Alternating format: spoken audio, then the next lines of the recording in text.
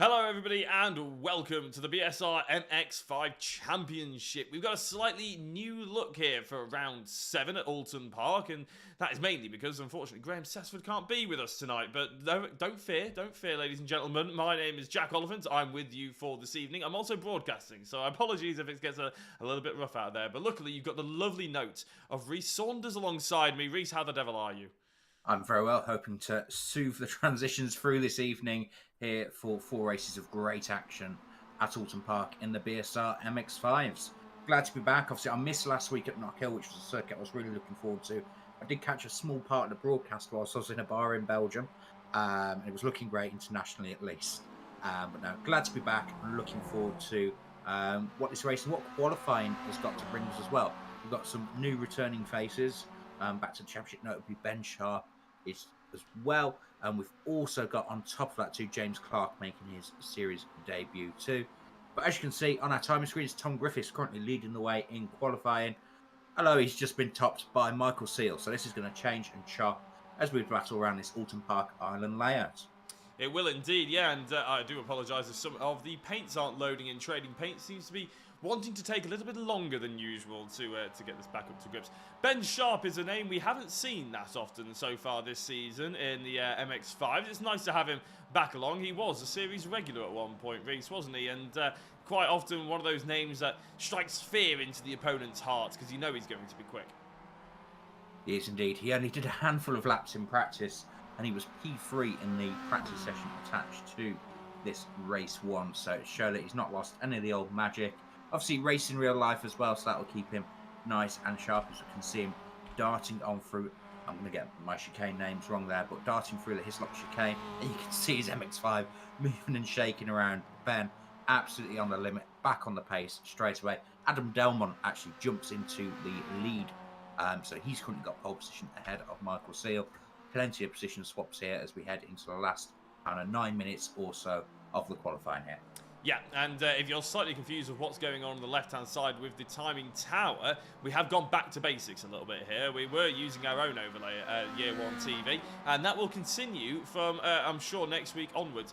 But we are back to using the old SDK model, and we've gone to some very primary colours, shall we say, with red, blue and green. Green is the amateurs, blue is the pro-ams, and the reds are, of course, the pros. So there we go, just a little bit of a breakdown for you in case you're wondering what on earth is going on through the rest of this qualifying session, which is 7 minutes in, 15 minutes in total, of course. And like you said before, at the moment, Delmont on pole position, Michael Seal in second place, and Tom Griffiths currently in third. Wasn't quite so sharp on it the other day with Tom Griffiths, but still in a good championship position. Yeah, championship table developing really nicely. I'm just going to run you very quickly through. As Jack just mentioned, we've not got the fancy graphics you've come accustomed to so far this season. This will be a 1-week blip, guys. We'll have the mighty Sessford back. But Adam Delmont currently leading the championship on 1,869 points. Andy McCune is just 25 points behind him, however, heading into tonight's racing here at Oulton Park. So he's all to play for at the top. Tom Griffiths in P3, still in championship contention, even after a poor week. And Jason Cooper, P4, with Nick Clippers round out our top 5. As we look down into our prime category, it's Jamie Gulliford leading Douglas Stewart and Craig McDonald. And as we head into AM, you've got Leon Jenkins leading the way over Fiona Siddons and Mark Oliver as well. All to play for in all 3 standings so far. It's actually only 5 points between Stewart and Gulliford in Pro-Am, so showing just how tight it is at the top there as well. So hoping we're going to have it all go down to the wire for the final race of the season at Brands Hatch, as we see Tom Griffiths getting out of the way on the way into the chicane. It's not the longest of tracks here, and it's not the widest of tracks either, so traffic will be a factor here in qualifying, Jack, as we can see Tom Griffiths doing his very high sportsmanship part there and letting the cars go that are on the lap. Yeah, well, you can see actually the sort of placement of the cars and how traffic will cause a bit of a problem for a few of these drivers. And on the track map on the top right hand side, we won't use the track map that much. It might accidentally pop up every so often. We'll try and get rid of it as quickly as possible, but you can see that drivers are not only using the slipstream, but that means they might be holding each other up somewhat as well. Tom Griffiths not on a particularly fast lap here, Ben Sharp, a little bit, well, actually, he's just gone through Sector 3. It hasn't been so hot for him either. So not many people on fast laps. Nick Clibbins, purple Sector 2. Previous time round him, Silkstone hasn't gone any faster either. Andy McEwen, interestingly, not going quite so well. This is his home circuit, of course, Oulton Park. He grew up on the Wirral, just down the road. And, well, yeah, he's at the moment not quite getting to grips with it. His 6th place isn't bad, but being so far behind the likes of championship contenders Adam Delmont and obviously Tom Griffiths, this isn't exactly where he needs to be. And the 35 is just ahead of him, holding him up just a touch. I'm not entirely sure who the 35 is. Oh, it's Lee Holmes just ahead of him. And there you go, Andy McEwen bails for the pits to try and maybe get some new tyres on. He nearly bailed into the back of one of his Year 1 teammates as well there on the way, and he looked very hot onto the way into pit lane. Obviously here in BSR, if you do crash in qualifying, well, you can repair the car, but you can't replace the car. You can't tow to the pits, and you can't just request a new car, which is a feature on iRacing. So if you bin it, that's it for qualifying for you. So worried there for a second that Andy McEwen was going to make a schoolboy error. But we're heading to the last 5 minutes. We'll see a few cars darting into the pits, grabbing some fresh tyres for one last assault on the track as we're riding on board with Fiona Siddons. She's currently our last classified runner at the moment. Not got a representative time in just yet, but I'm sure Fiona will get that set right here in the final 5 minutes we've got. You've talked about the magic second earlier in the season, Jack. And wow, as I look down the times and look down the standings, bearing in mind how stacked and how fast a field we've got here in BSR MX5s, that magic second covers the top 16 cars tonight. We've got a bumper field, but still the top 16 being covered by that full second shows just how much talent we carry here in the BSR MX5s.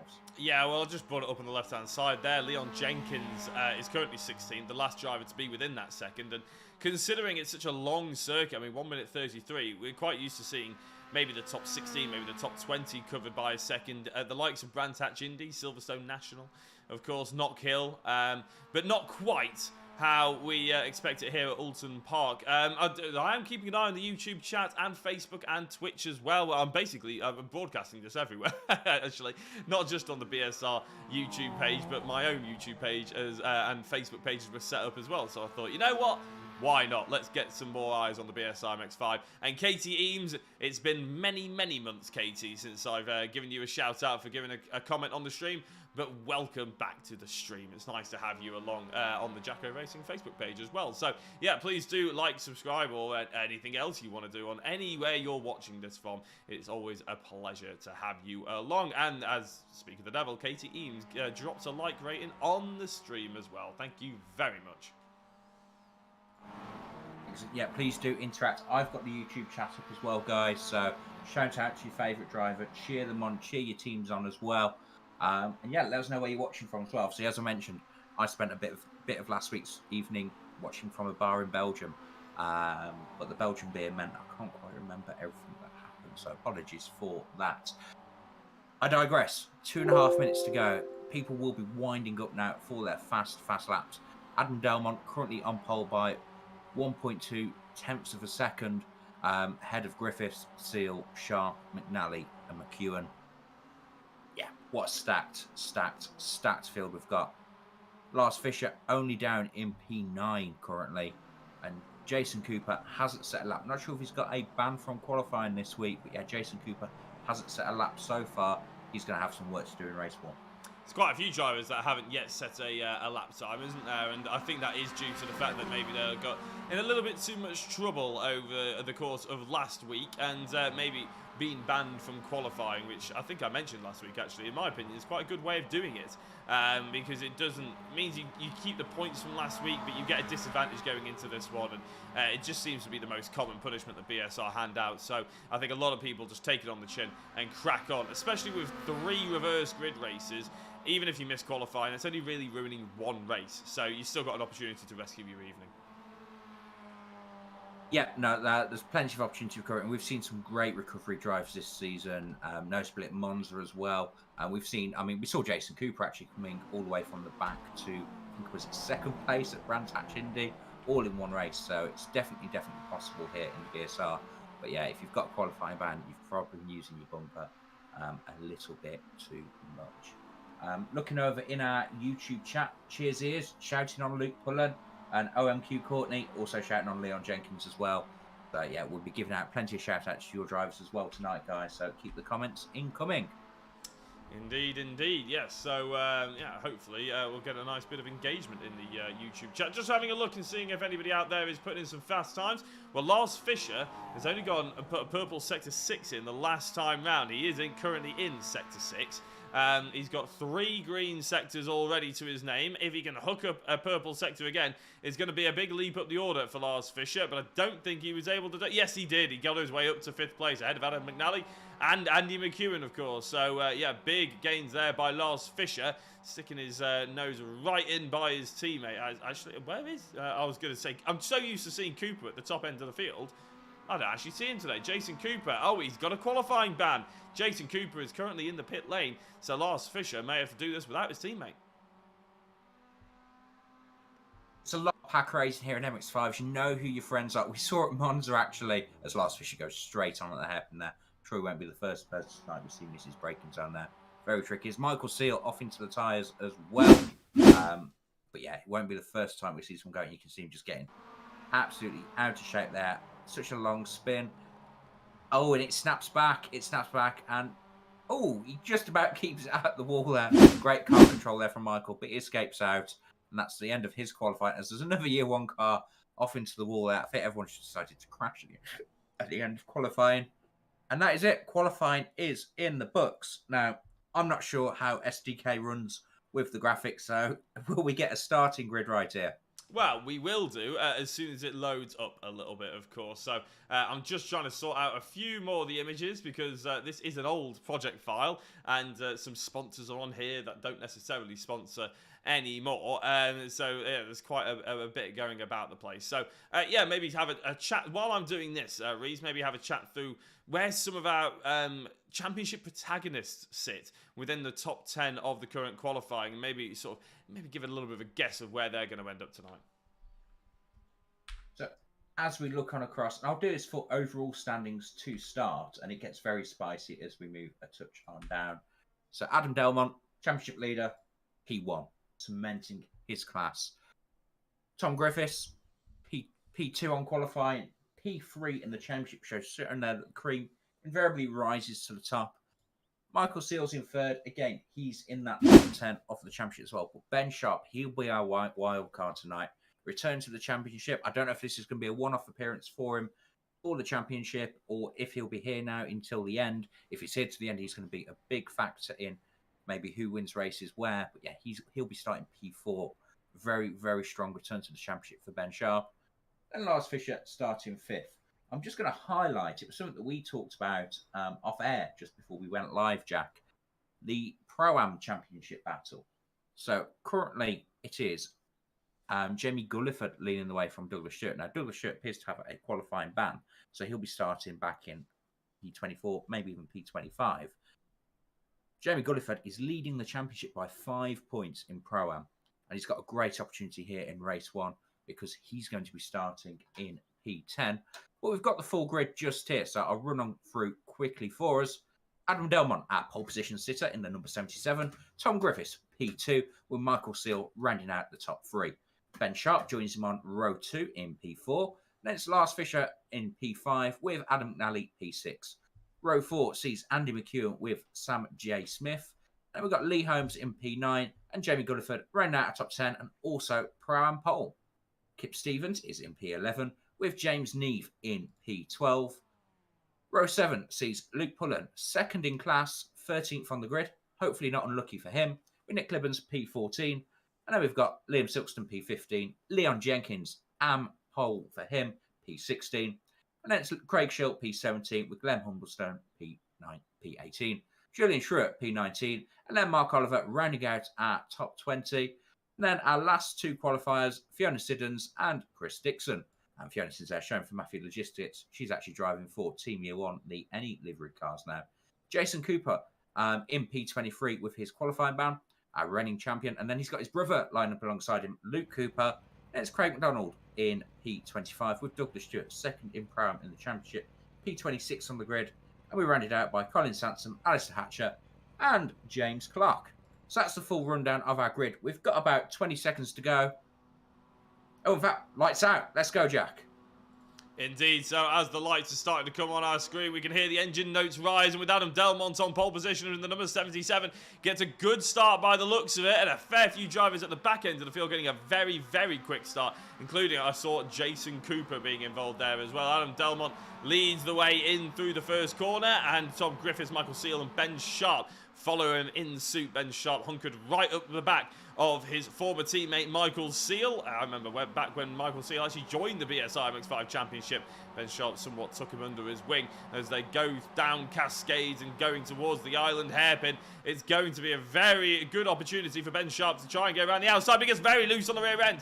Touches the outside grass by the looks of it, and still gets it a little bit too loose going through the hairpin as well. That's given a very grateful Lars Fischer an opportunity to just have a touch look at the inside going through Hislop chicane. No, he's going to dive back in and take the sensible option, which is to go side by side. A little bit further back we see the likes of, this is Jamie Gulliford of course, but a fair few drivers going side by side. Luke Cooper is up 3 places into 21st, but Jason Cooper, his brother, is up 4 positions and into 19th already.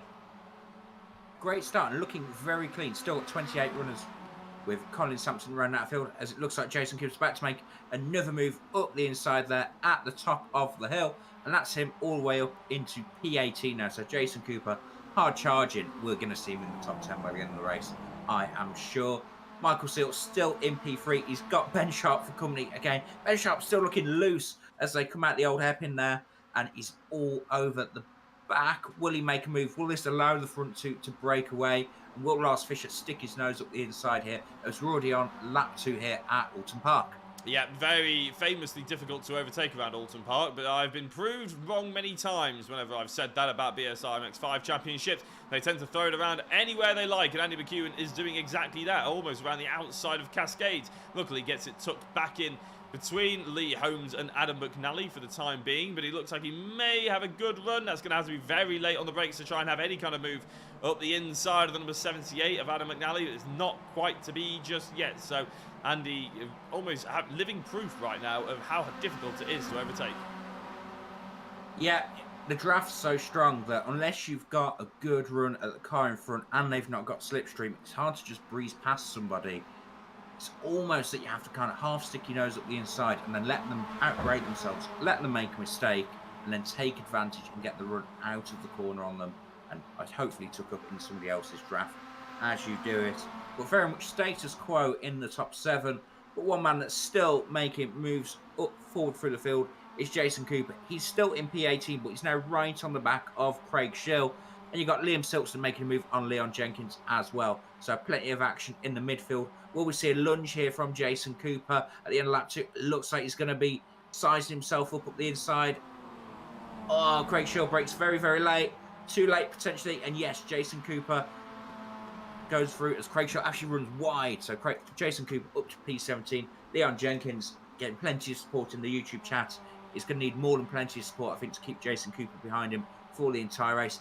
Andy McEwen having a bit of a wobble on the exit there, and he's got Lee Holmes all over the back of him down into Cascades. That long, fast left-hander, bumpy, the curb on the inside. That off-track so easy to get on the outside there. Andy McEwen definitely picked an off-track up there. Doesn't look like that's let Lee Holmes get up the inside though, Jack. No, Lee Holmes seems to be doing okay, as Lars Fischer was doing very okay as well, because he was going up the inside of Ben Sharp. Now, he hasn't made the move stick just yet, but he's allowing... Well, he's not allowing Ben Sharp to do anything. He's giving Ben Sharp something to think about, I would say. A bit of a headache almost, with Adam McNally just behind, looking very, very interested indeed. So lots of probing at the moment, I would say here, Reese, but not a lot of action in terms of making some big kind of moves or big ambitious moves. And that's because it's race 1 of the evening, isn't it? If nobody out there has watched BSR MX5s before, or BSR generally, it may have been a fair few months since you've seen it on whatever channel you're watching it on. Well, this is the first race. The grid was dictated by qualifying. They have 3 more races after this, all 3 of which are reverse grid races, which reminds me, I don't have a reverse grid randomizer set up just yet. So I'll tell you what, Reese, I'll give you a car to watch while I have a quick look at that. Excellent. The Team Year 1 Spinning Wheel of Fortune out of commission. Graham Sesford's took his toys and gone home for this evening's racing, this evening's action. But we're on, we've got number 76 there of Tom Griffiths looking here at the front of the field. And the top 4 just starting to ease away, maybe from Lars Fisher after he attacked Ben Sharp on the previous lap. And that's allowed Ben to get back up to Michael Seal there. But yeah, 1, 2, 3, and 4, nose to tail, as quick as they like. No one been able to make a move just yet. Looks like Jack's managed to get a spinning wheel set just there, so we'll be good to set the reverse grids for race 2, 3, and 4. I'm working on it. really excited to see. I mean, we've got 28 entrants, Jack, so lots of big numbers on that, I think. Let's spice things up tonight. Obviously, in sporting fairness, but yeah, let's spice things up tonight. Artistic license from the broadcasters. You've got Michael Seal in P3. He's going to be very, very happy. And I think he actually works on Ben Sharp's race car in real life sometimes, looking at them on Facebook. So definitely a friendly rivalry happening just here. It looks like Ben Sharp's trying to become one with the rear bumper of Michael Seal. Definitely glued together. It looks like Ben Sharp might have a touch more pace than Michael here. And that's slightly letting Adam and Tom, P1 and P2, break away. Obviously, Tom Griffiths does drive in the MX5 Super Cup in real life. That was a tip that Dan Blake gave me earlier in the season on the TCR broadcast, and he's currently running P2 in the race, using all of that real world experience there to his benefit. But still, nose to tail, Andy McEwen still P7. He's going to lose so much ground to Adam Delmont here in race 1. It's not ideal for him at all, but he just can't seem to make any inroads into Adam McNally in front of him, and it's very much status quo. Even Jason Cooper struggling to make much ground. He's currently in P15. I said Luke Pullen's going to need a lot of help and a lot of support from the chat to keep him behind. Well, the gap's currently a second. So, potentially, it's working out for the chat.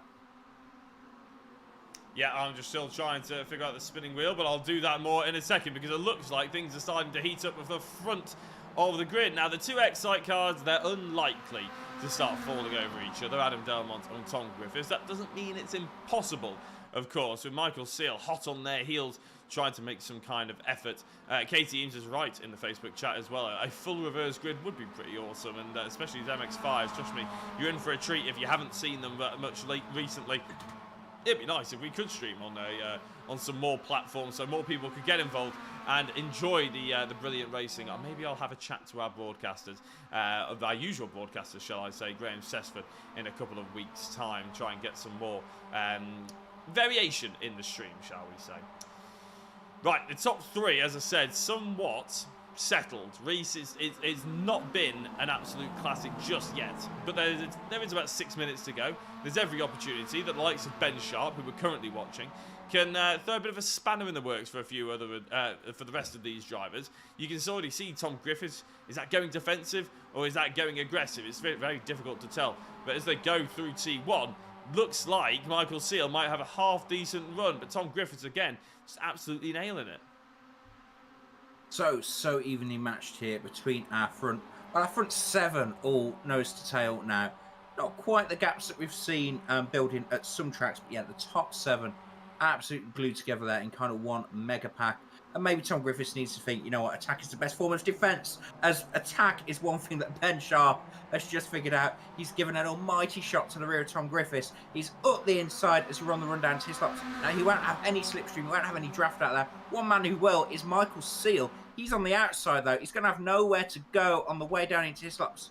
And yet, Ben Sharp, despite creating the opening, and he was actually, you know, attacking P2 physically, still in P4 on the road. This has let Adam Delmont slightly scamper away there, but the draft might, in fact, pull Tom Griffiths back along with the rest of the pack there. BSR MX5, like an opera, it's in 4 stages. You've got race 1, you've got the build, you've got the crescendo. Sometimes you get a plot twist at the end of Act 1, and then it's Act 2, 3, and 4. And who knows where it's going by the time you get to the end of Act 4. Well, who will be heroes, who will be villains? I quite like the way of saying that, almost likening it to plays and whatnot. It's quite a poetic way of saying it. Tom, I'm probably going to steal it as well, actually. Tom Griffiths under an enormous amount of pressure, but just before we get into this, I'm just going to have a look whether he nails the apex. He does get it. It's not ideal, though, as Michael Seal yet again is in quite a good position maybe to try and get a run down Cascade. No, he's not attempting it just yet. Having a look at a driver who went off a little bit earlier in Chris Dixon, seeing what happened to Chris. Looks like going towards the hairpin. Not entirely sure what's going to happen here, whether we just go straight on, misses the braking zone. Yeah, that's exactly what happened, unfortunately, for Chris Dixon. So easily done. It's such a hard braking zone to spot. And if you've missed it, you've missed it. There's no way you're getting the car stopped. It's a big, long, straight line braking zone just there. We've got a bit of contact for one of our Pro-Am contenders, Douglas Stewart there, as they're battling around. Oh, no, that's a disaster. That's Douglas Stewart out of the race. And Jamie Gulliford, I'm sure he's concentrated on driving right now. But when he hears of that, it's got potential championship ramifications in Pro-Am. Speaking of Pro-Am, Jamie Gulliford is leading the way in the race. He's P10 currently. And you've got Luke Jenkins leading the way in AM4 here as we're into our final 5 minutes at Oulton Park. We are indeed, and as I said, it's been threatening to boil over without actually anything happening so far, and Lars Fischer is about as close as anyone is out there on the circuit. There's a lot of drivers that are within about 3 or 4 tenths, but one driver I'm going to have a quick glance at, we always like to have a glance at him because he's always doing something quite entertaining, is Jason Cooper. Now he's just behind James Neve in the number 7 here. Again, a 14th, we sort of said maybe he would get a top 10, but again, Oulton Park showing its hand. It's very difficult to really make any major moves, and well, Jason Cooper's going to have to settle with a solid finish, but without having anything special. What I'm going to do is I will try and set up that spinning wheel as soon as possible, maybe as the cars cross the line, because we are into the final 3.5 minutes as Cooper goes around the outside of an early braking James Neve. And I tell you what, this could be an absolutely sensational move, because normally I was so taken aback by that, I didn't even notice really what he'd done. But Jason Cooper, with a really late break and nice clean exit, makes his way up around the outside and into 13th. Great move there by Jason Cooper, just showing how much talent he has. I'll take over with the talking for a bit, Jack, if you want to put some work into that spinning wheel so we can know where we're starting. As we've got Ben Sharp again crawling all over the rear bumper of his friend Michael Seal here, fighting for that last podium place. Ben Sharp has absolutely nothing to lose here on his return to the championship. He's not in a championship fight. He just wants podiums. He just wants wins. As we can see them bouncing up and down that back straight there. Almost like they're on board a roller coaster, like the Big Dipper at Blackpool, obviously just down the road in Lancashire. As we've got Ben Sharp still all over the back. Tom Griffiths almost having a bit of a look towards turn 1 there. Thinking better of it. Maybe the 2 Excite guys are just flying in formation. Obviously, one they'll have to bear in mind, though, attack is the best form of defence. If they start to hold each other up, if Tom Griffiths backs off too much, that might let Michael Seal attack, especially in these closing stages. We know Michael Seal will go for a gap if it appears, especially if it's not a friendly fight on one of his Year 1 teammates. The front 4, slight gap back to Lars Fischer. Only a couple of attempts, though. And then it's another 8 attempts further back to Adam McNally, who's under attack by Andy McEwen. Andy McEwen, he's seen what Jason Cooper's done, maybe. Oh, as we've got contact, Ben Sharp gets into the back of Michael Seal, pushes him sideways there. Now, you've got Ben Sharp on the outside. You've got 2 Excite guys maybe giving him a slipstream. As they cross over, it looks like Sharp's going to go for the inside, potentially into the hislop chicane. Nothing doing that. Lars Fischer trying to go around the outside. These guys are fighting. Oh, as Ben Sharp almost loses it through hislops there on the direction change. These MX5s, they're not the most powerful cars in existence, but they've got some skinny tyres on these cars. They're not super grippy, and that lets them move on around. So a bit of drama there might just let the Excite pair scamper away. Ben Sharp, though, showed his hand, shown that he has got nothing to lose, shown he's aggressive, and that's actually let Adam McNally get up around the outside at the top of the hill. It looks like we're going too wide for P5 there, and it looks like McNally, has he got it done? Oh, Lars brakes later. Lars brakes later and just about stays clear. But this has really stretched out a front pack. We said it was building. We've just got the white flag as we cross the line now. So white flag fever strikes. The cars, they've separated slightly, but who knows where they're going to finish here in the final lap at Oulton Park for race 1. Looks like the front 2, they might decide to fight. They might decide they've got enough of a gap, and the Excite guys might fight it out. You've got the Master versus the Mentor, Obi-Wan versus Darth Vader. For P3 and P4 for the final podium spot. And it's Lars Fischer and Adam McNally, P5 and P6 together. And then Andy McEwen It's actually got Sam J. Smith, who's closed in a touch. He's probably going to be defended. Sam Smith, though, he's fighting with Lee Holmes for P8 there as they come down into the Island Happy for the final time. And it looks like Sam Smith might just about have got that move done there into the hairpin on last lap. We've got McNally now still behind Fisher. Sharp still behind Seal. And Griffiths still behind Delmont. So no change there. This is building. This will be so difficult as well, depending on what we get on the random spinning wheel, non-year one variant. Spin shift is still moving around. It could be a very, very exciting, very frustrating race 2, 3, and 4 with people not being able to overtake it as easily as potentially we have at other circuits. Jason Cooper's made it up to P12. He's now ahead of Steve as McNally trying to go around the outside there and gets given the door, gets told, no, you know what? You're not making it round there. And that's actually Andy McEwen attacking. But it looks like as we head through the final corner for the final time, it looks like it's going to be Adam Delmont leading the way. Adam Delmont wins race 1, followed behind his teammate Tom Griffiths. Michael Seal, P3, holding off Ben Sharp in the end. Ben Sharp in P4, and then it's Lars Fisher 5th, McNally 6th, McEwen 7th, Smith 8th, Holmes 9th, and Jason Cooper making places up on the final lap. Maybe we'll be able to get a replay out of Jack once he's finished his wheel tinkering. Makes it up to P10. So he gained a couple of spots there in the final couple of corners. What a race we've had. Luke Pullen wins Pro-Am. We don't even know what happened to Jamie Gulliford. Potentially part of that incident with Jason Cooper might be how Jason Cooper got up and ahead. And it looks like, Jamie Cooper lost it. Jamie Gulliford lost it. He has indeed. And that's he's just got on the grass there. What a shame for Jamie. He'll be absolutely kicking himself, and that's taken a certain Pro-Am victory into a bit of a disaster. You can see that the guys calling on down. They've had a great. I can hear them in comms in my ears as I'm in the race session, saying what a great race they've had. But wow, there we go. What a race of action there. And there we have it. Our official results. Jack, if you'd like to take us through them. Just before we do that, what I'm going to try and do is bring up the spinning wheel. And, well, I'll be honest, I'm not 100% on how to actually activate it. That's what I was trying to figure out for so long. Is actually how to activate the darn thing. But we're going to give it a little bit of a go. I do apologise. And actually, I tell you what, while I do that, I'm going to move it to the side. I'm going to bring it down there, make it a bit smaller. And I tell you what, I'm going to let you, Reese, read out the race results. Okay, so here we are. Thank you very much, Jack. Race 1, winner, Adam Delmont. Championship leader, Adam Delmont. Putting almost one hand, potentially, on the championship there. With that, Tom Griffiths, P2. Michael Seal in 3rd. Ben Sharp in 4th. And then Lars Fisher rounding out our top 5. Adam McNally, P6, with Andy McEwen, 2nd in the championship going into the race, finishing P7, losing ground. Sam J. Smith, P8, with Lee Holmes, eventually finishing 9th for 88 Tech. Jason Cooper from not qualifying all the way up to P10. We did say maybe edge of the top 10 would be possible. He did that indeed. Nick Clibbons, P11. Then it's Kip Stevens in 12th, with James Neve, 13th. Our top 13 all-pro drivers, because in P14, our Pro-Am winner, Luke Pullen, with Liam Silkston in P15, and then our AM winner, Leon Jenkins, in P16.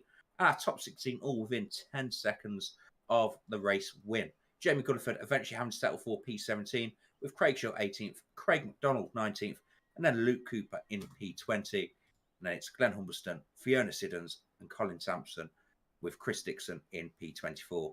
Julian Shrew, last car on the lead lap in P25. Then it's Alice Hatcher, P26, and a lap down. 2 drivers that won't be eligible for reverse grid gold will be Douglas Stewart and Mark Oliver. That's because they did not finish on the lead lap or lap behind, both classified 8 laps down. Apologies as well for the broadcast. It's not quite what we expected with running different software. So we've got wrong sponsors. And it also says we're racing at Montreal tonight.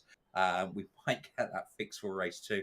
But I don't want to put any pressure on Jack. He's having to do 2 jobs tonight. I would love to be able to fix it. Trust me, I would love to be able to fix it. But unfortunately, somebody on my project file has deleted the ability to change those things. So it's very, very frustrating. But yes, we're not in Montreal. We are, of course, at Oulton Park. Now, when I bring up the spinning wheel, I'm going to make it disappear. And when I bring it up, it will bring it up in a random place. So we are going to bring it up, and whatever number appears towards the top is going to be the reverse grid.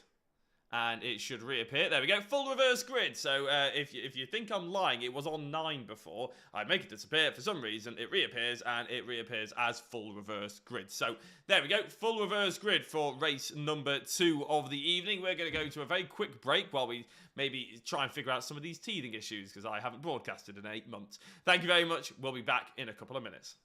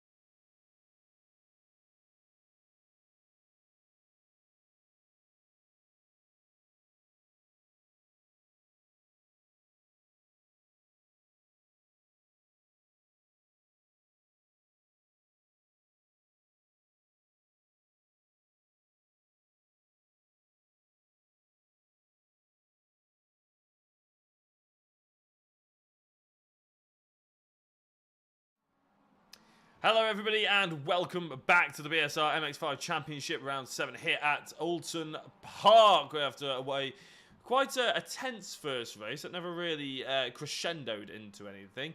Reese, we're looking forward to a bit more of a dramatic race too, I think.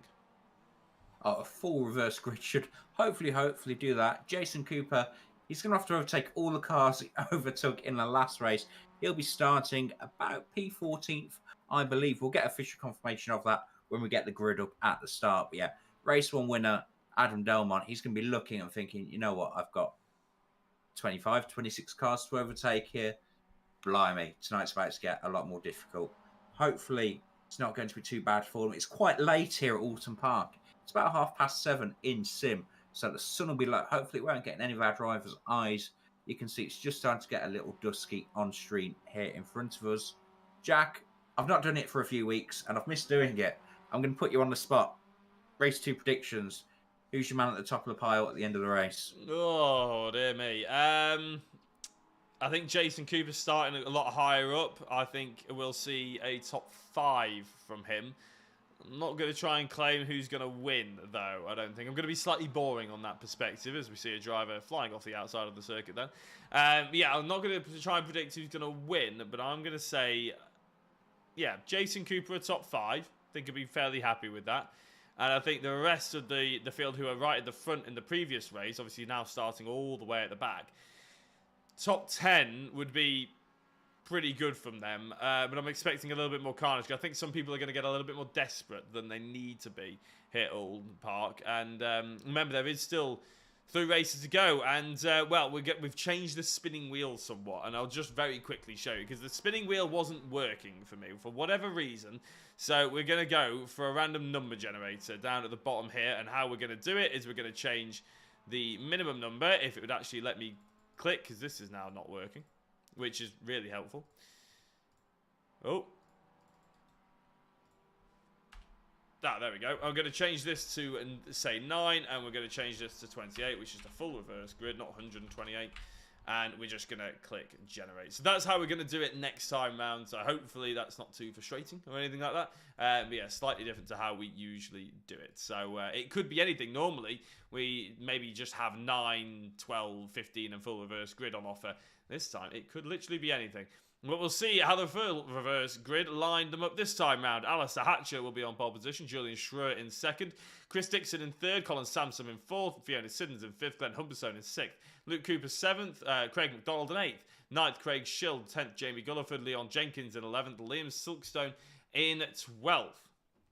13th down sees Luke Pullen, James Neve, Kip Stevens, Nick Clibbins, Jason Cooper starting in 17th place, Lee Holmes in 18th, Sam Smith in 19th, Andy McHugh in 20th, Adam McNally in 21st, Lars Fisher 22nd, Michael Seal is in 24th, Ben Sharp is in 23rd, apologies I missed just Ben Sharp there, and 25th, Tom Griffiths, Adam Delmont 26th, 27th, Douglas Stewart, and Mark Oliver in 28th place. So, if we're looking down that grid, Reese, you said about choosing someone to go for a potentially strong race here. Well, Jamie Gulliford is a driver that really stands out towards the front end of the order for me. In 10th place, got a good, strong Pro-Am driver. Obviously, top of the field's timing. underway, I believe. Oh, my days. We are underway. That was about a minute earlier than it should have been. So apologies about that. But Alistair Hatcher leading the way through turn 1. Julian Schroer in 2nd place, but just behind. Fiona Siddons is trying to go side by side with Glenn Humberstone. Yes, getting away. It looks like so far, so good at least. Hopefully. Oh, no, I spoke too soon. Yeah, that's Craig McDonald. Craig McDonald, hard into that inside wall. Somehow he managed to not come on. Oh, almost taken out. Is that Luke Cooper there all the way back? We've got a jumbled up field here. It looks like Luke Cooper didn't take the start and he's having to pick his way through some of the damaged cars. I was about to say he was going to be my pick for the race win, and then he misses the start. But as we look to the front of the field, they're all still pointing the right way. Alistair Hatcher leading the way. Schroer at 2nd. Dixon, Sampson, Siddons round out our top 5. Craig Schill P6. And then Jamie Gulliford in P7. Well, Luke Pullen, our Pro-Am Race 1 winner, in P8. And then it's Silkston and Leon Jenkins round out our top 10. James Neve in P11. And he's fighting with Jason Cooper there for P12. As, one of the Year 1 TV cars goes round. I'm not sure who that is. That's Luke Pullen. Oh, he's so well supported as well. in chat, apologies, I had a hiccup there. I got so excited, but unfortunately, he's gone around. Oh, look at that! Is that 4 wide on the way up the hill there for a moment? This is insane. The field really jumbled up due to that. Ben Sharp, don't know how he's. You got another car off to the left, Craig hard into Schill. the wall there. We're dropping somebody. That's Craig Shell off this time. Oh no, it's been a disaster there. So we've had a few cars drop it. Maybe with help, and that's the thing with reverse grid. You've got differences of speed, and you've got the quicker cars sometimes having to overtake the less quick cars. Oh, almost doored towards the pit lane entrance coming up the hill. Wow, that was a heck of a save there from Leon Jenkins. He's still running P11. Neve and Cooper P8 and P9. I think probably you've got to say Jason Cooper might very well be onto a win here. I know you played it safe with a top 5 prediction, but he's already made it up to P9 from P17 on the grid. That's with 2 wide for the lead. It looks like Julian Schreier trying to make a move stick on Alistair Hatcher. Hatcher's trying to hold off around the outside there. Schreier on the inside. Oh, they just touch on the exit.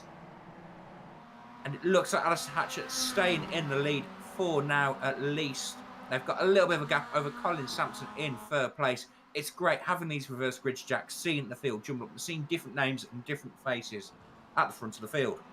Yeah, it's a little bit stressful for some drivers, though, isn't it? As they go through the Hislop chicane and through Knickerbrook, we've had a few too many incidents, shall we say, and I would love to be able to bring you replays of all of them. But that would require me to shoot away from the action for the next 5 minutes or so. There's been that many incidents, and we don't want to miss anything that's going out on the circuit at the moment. As Jason Cooper flies up the inside of a battling for Fiona Siddons, but somewhat almost floundering there, as Jason Cooper just made it look easy up the inside and goes nicely into 9th place. Although Fiona Siddons is battling, I do apologise, there's no floundering about it. Fiona getting right in the mix and fighting with championship holder Jason Cooper, as we just shoot forward a little bit. Alistair Hatcher going up the inside of Julian Schreier. Yes, he is. Colin Sampson there. This is going to hold them up somewhat royal, with Jamie Gulliford looking very interested behind. And it looks like Jason Cooper's actually made up to P7. He's meant past Chris Dixon. And yeah, all jumbling and jostling for permission up and down the field. Looks like Julian Schreier's got a little bit of a gap away there. Just look at that. 2 wide, 2 by 2 by 2 as they go through Cascades. As nobody told them, it's a fast downhill left-hander and it's hard to run. Look at them. They are pack racing. Oh, you got Cosme at the 927 there, getting all manner of out of shape there. Fiona Siddons holding on to it very well. It looks like she's going to lose another place out to Leon Jenkins. So that's the battle for P3 overall in AM currently. Ben Sharp up to P12. Andy McEwen in P13. Adam Delmont, he's not had the best of starts. He's back in P20. So a race 1 winner struggling to make it up through the field. Got Lee Holmes there side by side with Andy McEwen. They spent most of race 1 fighting as well. It's drama, drama, drama as we're finding away. I think this is already the end of lap 3. I don't know where these laps have gone so far, Jack. Yeah, well, Ben Sharp is certainly making them count, let's put it that way, because he's up to 11th place now. And still the top 4, no pro drivers yet to be found, but James Neve is hunting down the rest of the pack, and I thought Ben Sharp was getting a little bit loose on the rear end there with Andy McEwen. Again, former teammates, I believe these drivers were, getting a little bit close for comfort, shall we say. The fight for the race lead, we'll just have a quick look after these two go through the first corner. Andy McEwen doesn't make any moves just yet, so let's see how they sort themselves out going down into Cascades. Julian Schreier holds the race lead, but it's actually the fight for 2nd place that's heating up. Alistair Hatcher, and that's a wide Colin Sampson with Jamie Gulliford nicely up the inside into 3rd. And I said Jamie Gulliford was a bit of a shout here with a Pro-Am leader in the championship, and clearly showing he can throw his weight around a little bit. Does indeed. He's making it through. He's going to be dicing with James Neve. You've got Jason Cooper there and Liam Silkstons too. So you start to see a few of the quicker guys starting to make their way through the field. But it's not easy. You saw how tightly packed the cars were ahead of Jason Cooper there, heading down into the Island hairpin. And there's no easy moves. Everyone's got the draft. Everyone's got the slipstream. Everyone's got something to fight for with all 3 championships here and all 3 divisions being represented currently, 1st, 2nd and 3rd, Pro-Am, and Pro, with James Neve now to P3 ahead of Jamie Gulliford, but it's 2 wide as they go up the hill. Jason Cooper is on the outside. We've seen him make this move stick. He's got so much confidence in the car, but there's not a lot of room. He loses 1 spot. He loses 2 spots there, actually. Jason Cooper back down to P7, and he's let the pro kart of Sam Smith by there as well. So again, these aren't slouches here at the front of our field. There's no easy pickings in the BSR. Everyone's got something to fight for. Everyone's got something to battle for. And all of a sudden, Act 2 of this evening's opera is starting to get a little bit feisty. It ain't over till the fat lady sings, folks. Yeah, absolutely right. And they're almost going 3 wide into turn 1. They are, just about getting away with it. Alistair Hatcher just holding onto the brakes, realised he probably was in the worst position humanly possible going through the through T1. James Neve then in 2nd place, nicely done by him. Liam Silkstone in 3rd with Jamie Gulliford in 4th. For how much longer though? Because Jason Cooper, who's that spinning around? Colin Sampson parked himself right in the wrong place on the exit of Cascades. Luckily, most people have managed to avoid him. But I'll go back to what I was saying before. This man in the 5-star car, Jason Cooper, up into the top 5 already. And, well, he's only got 3 cars ahead of him on screen. But that's because Julian Schroer has managed to make a massive gap into 1st place. I said top 5. It's got 7 minutes to go, or 6.5 minutes to go, actually. I'll tell you what, if he can get through the next, if he can get through 4 cars in 2 laps, I think you might be onto something, Reece. He has the pace to try and catch Julian. He does indeed. It's 2.9 seconds to get from 1st to 2nd. I think they might have a small amount of pace over Julian, but Julian's no slouch, obviously member of our Pro-Am standings. And yet Jason Cooper has got an outside shot of winning this. We're just about to complete lap 5. We're forecast for 10 laps here looking at my timing screen.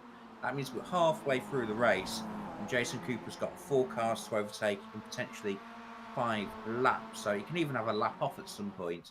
The challenge is going to be is he's got Julian Schroer in front of him, but then it's Neve, Silkstone and Gulliford, and they're all Team Year 1 cars. There might be some formation flying. There might be some working together here to keep that 5-star dynamite that is Jason Cooper behind in check. But they're all running so fast. As we look at lap times last lap, it's a 34.4 for Schroer, and then it's a 34 flat for James Neve. Quickest lap of the race, though, so far. Quickest official lap, I should say, is set by James Neve. Jason Cooper has run a 33.7 though, from what I can see. I think that might have had an off-track involved. Yeah, whilst you were reading them out as well, Jason Cooper actually managed to get past Jamie Gulliford. So Jason is up into 4th place. Jamie Gulliford down into 5th position. Thank you very much, Chesafosi Gaming. For the like. Apologies if I just butchered your name on the Facebook. Mark Oliver, and I think that's Lars Fisher as well. Lars Fisher making up another position into 11th. I was just going to mention the Year 1 drivers that you were talking about before. Their championship, strong sort of championship standing in terms of their only driver who's really got the biggest chance at winning is Andy McEwen, all the way down to 16th place, and his car looks a little bit damaged. So Andy not having the best race there is, and well, looking a little bit further forward, Sam Smith and Jamie Gulliford. Sam Smith up the inside of Jamie Gulliford, who's lost 2 places in 2 laps. Adam Delmont up the inside, being overtaken by Ben Sharp as well through the final corner. So it is all kicking off a little bit more dramatic, this one, Reece. Yes, they were teasing us race 1. Race 1 was tension. It was a slow build. It was a noir Scandi flick. This is more of something that, Sylvester Stallone might point out. This is more the Expendables. Looking at the first lap, at least a few of our drivers did become expendable, along with bits of our Armco. As we're looking at Ben Sharp here, he's made it all the way up to P7. He's got Adam Delmont. I mentioned he wasn't having the best of races. He was down in P20. He's now in P8. So that's like the opposite of a commentator's curse there. But there is no way on God's green earth, or God's green Cheshire racetrack, I should say, that Ben Sharp will be letting Adam Delmont by easy at all. He is a tough customer. He is one of our Diaz brothers. He's a cage fighter when it comes to MX5s. And yeah, Ben Sharp will be defending really hard from our race 1 winner here. You're not wrong. I'm glad to see Ben Sharp back, though, isn't it? It's nice to see people returning to the championship when they have the time. Of course, Ben, a very busy guy. He always used to have to maybe miss out a couple of races due to real-life mechanicking commitments over in the real world of racing, which, I mean, I suppose I can understand if he wants to get involved in that, but I don't see why he would want to get away from BSR MX5 Championship racing. It's fantastic, and hopefully he's enjoying himself enough here tonight that it means he maybe back a couple of times in the coming weeks. Although there's a nice little battle behind. Tom Griffiths sliding his way up the inside of Lee Holmes, who I think might have to just take his medicine as they go through the first corner, coming up the crest over the start-finish line. Tom Griffiths on the inside will probably have this done and dusted. You'd imagine so, unless they make contact. They do make a little bit of contact, but Tom Griffiths still holds on to that 9th place. Lee Holmes will have to live to fight another day. Yeah, Grash tracking away there on the exit, and still Delmont all over the back of the car of Ben Sharp. As you see, lots and lots of scatter drivers. And actually, we talked about that gap. Can they catch? They already have. We've got 2.5 laps to go. And Julian Schrutt, he's now got this pack of hyenas right behind him, cackling away. James Neve in P2. Jason Cooper's just made it past Liam Silverstone for 3rd place as well. I really can see Jason Cooper being a threat, being a feature here in this race. Julian Schrutt running a bit wide in his laps as well. That's not going to help as he runs up the hill. Will James Neve have a run potentially? He's looking for the inside. It's a slightly longer way as we go up and left over the crest. But I'll give him the inside here at the top of the hill. I believe this corner's called Large, although I'm sure you're going to correct me if I'm wrong. And in fact, James Neve makes it up into the lead. And it looks like Jason Cooper's made it through into 2nd place as well. So 1st to 3rd in a matter of 2 corners there for Julian Schrutt. This move's going to get completed here as we head on down. And there we are, P2 for Jason Cooper. I think we've had a bit of contact further back, though. I can hear some unhappy... I'm not sure what the accent is. I'm not going to try and call it. I don't know where Adam Delmont's from, but he's not very happy. He's back down to P12. And I heard some tyres squealing as well in the background there. I think there's been contact. Ben Sharp's down to P15 too. Drama for the championship. One of our wildcard entries as, they've collected not enough room given between the two of them. Not assigning blame at all there, Jack, but it's had big championship implications. Yeah, and Tom Griffiths is involved in that as well. So, both the Excite cars and Ben Sharp all somewhat getting involved with each other, shall we say. But James Neve and Jason Cooper take the race lead. Julian Schrutt, not entirely sure what happened to Julian Schrutt. Why on earth he lost about 2 seconds on over the course of about 2 laps. But the upshot is the fact that he's moving backwards. Sam Smith up the inside into the Hislop chicane, and nicely done as they go up through. And again, Julian Schrutt just seems to be going wide on the 2nd exit of the Hislop chicane and just ruins his run up Knickerbrook. And as soon as you get into Druids, he's losing about 4 or 5 miles an hour. It's not ideal for Julian Schrutt, as James Neve has the ideal position, but not the ideal driver behind him in the form of championship holder Jason Cooper, the number 1 car, being a very intimidating factor in his rear-view mirrors, and James Neve doesn't even bother to move over to try and defend as Cooper slots his way up the inside, got a really nice run. Neve won't have the speed or the exit to try and contend with him. Liam Silkstone sees the opportunity, sees the white flag, and thinks, you know what, there might even be a 2nd spot available for me here if he can take advantage of a slowing James Neve. Yeah, Jason Cooper shows the standard. He's a 6,000 I rating driver. No I rating on offer here, but just goes to show he has the talent. He's come all the way through the field. He's then had reverse grid and he's come all the way through the field again. He's P1, Neve 2nd, Silkstone 3rd. Wow, it's been absolute carnage behind them. I don't think we're going to have as many cars finished on their lead lap that short. Currently 20 so far showing on my standings. And yeah, it's been drama and drama and drama. But we've still got Delmont in 11th, so he's recovering okay. And he's still ahead of 2nd place in the championship. Andy McEwen as well, although it's 2 temps between them. They've been very respectful all season long so far. But it looks like, as we head around into the final half of the lap, it looks like Jason Cooper's going to win this. Yeah, I'll keep an eye out on Jason Cooper for when he's coming up to the finish his race, but I just wanted to have a quick look at Mark Oliver and Luke Pullen as they pretty much attach themselves to each other. Going through, there's always going to be contact unless you leave the room, and Andy McEwen manages to slot his way through. Adam Delmont also gets through, as well as Kip Stevens. Mark Oliver, just trying to find him, there he is. Mark Oliver still facing the wrong way, and that's ruined his race quite substantially. Jason Cooper, we're going to have to focus on him because he has managed to come away with this victory. Remember, he started in 17th place, and as he rounds the final corner, absolutely no mistakes are being made here whatsoever. James Neve tried to take the race victory, but it wasn't good enough to hold off the storming Jason Cooper. James Neve in 2nd, Liam Silkstone comes home in third place. Top 5 rounding out by Julian Schroe, who held on to the race lead for a substantial amount of time. But again, it wasn't quite good enough. Now, there were a few crashes, and we saw Andy McEwen going very slowly and right towards the back end of the field. And now I found on the highlights, this is potentially the reason why. It's happened quite early on in the race. He gets attached to Ben Sharp, and then, that's a double contact, isn't it, really? Bit of a shame for McEwen, and that's why he was so far behind. Clearly, his car felt all right, though, because he managed to fight his way through.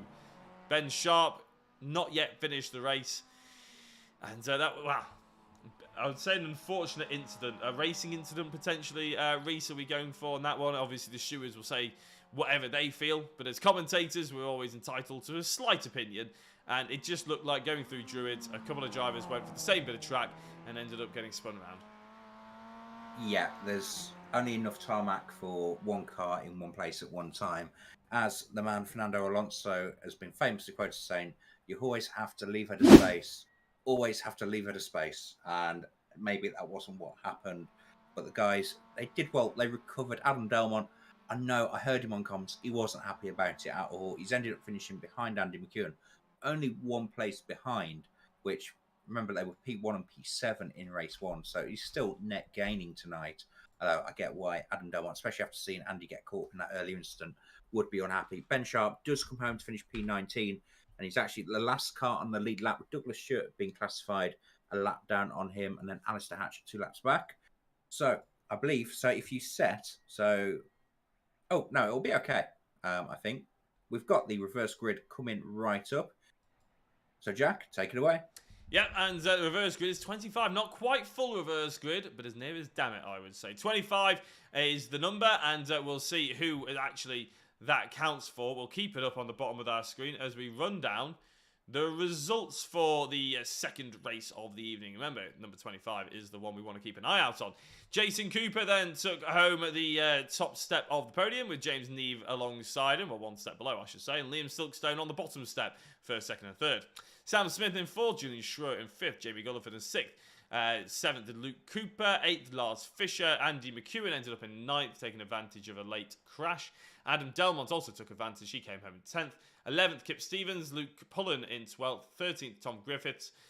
14th, and winning the AM category, Leon Jenkins.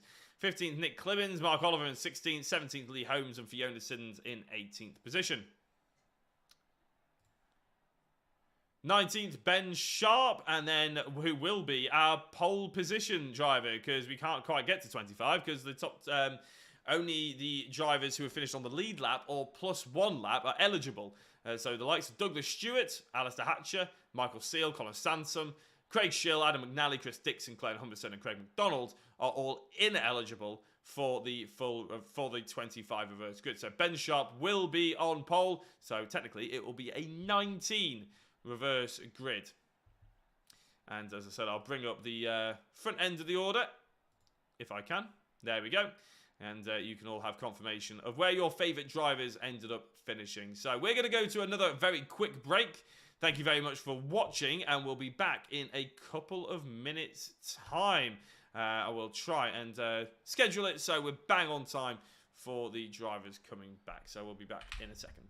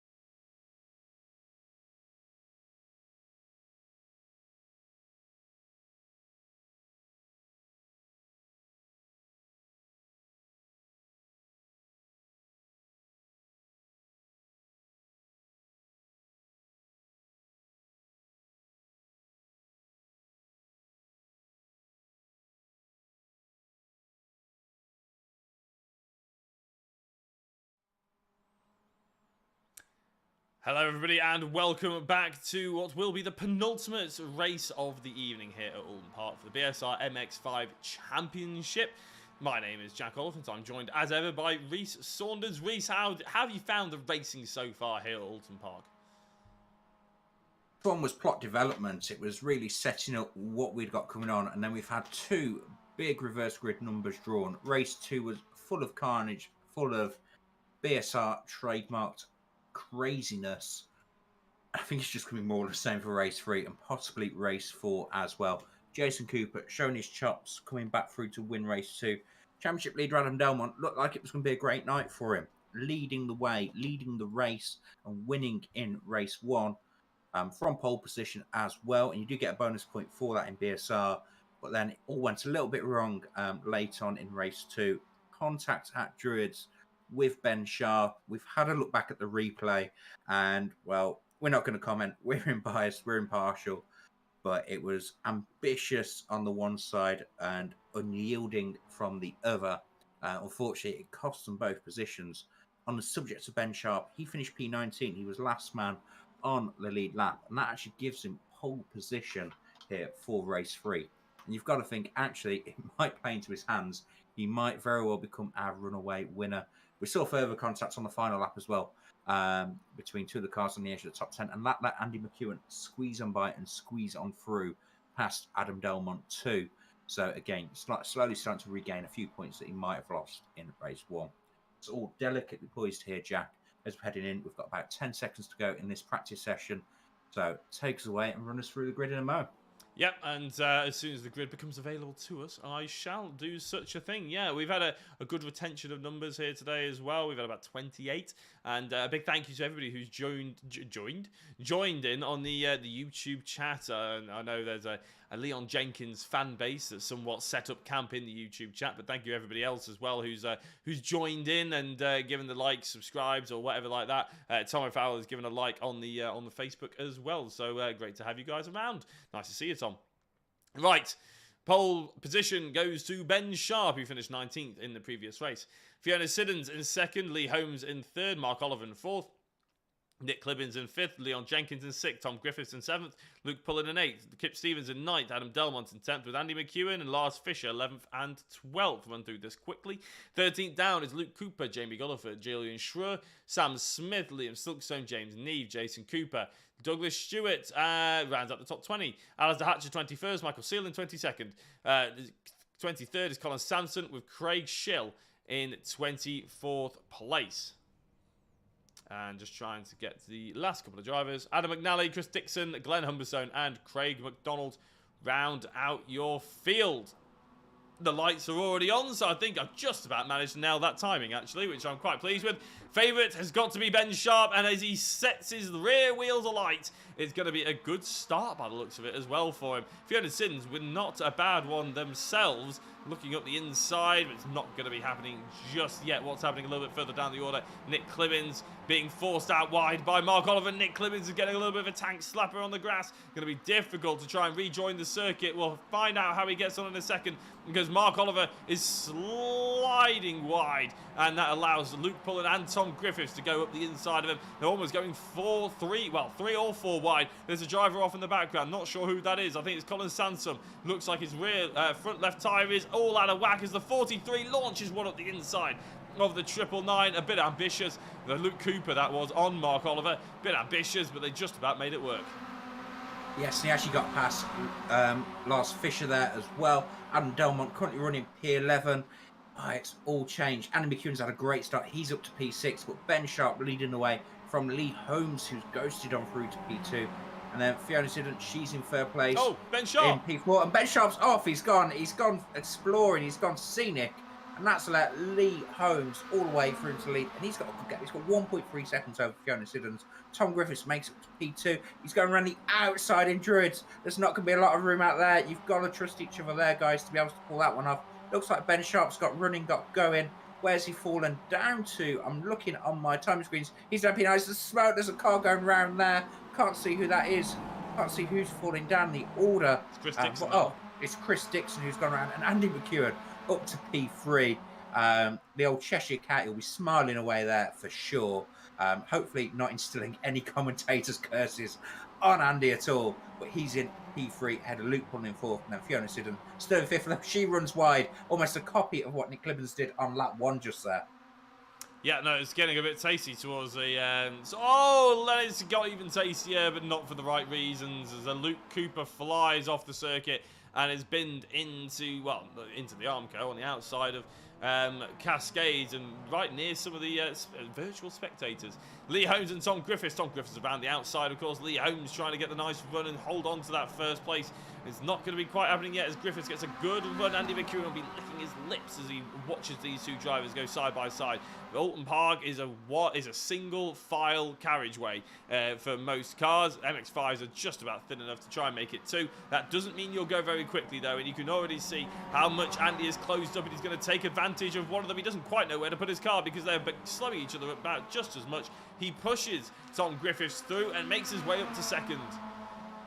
Yeah, it's going to be a great fight here. Andy McEwen made it to P2. Tom Griffiths in the lead, and McEwen sticks it around the outside of Lee Holmes in Druids. That's how you do it. That's maybe what Delmont and Sharp should have done in race 2.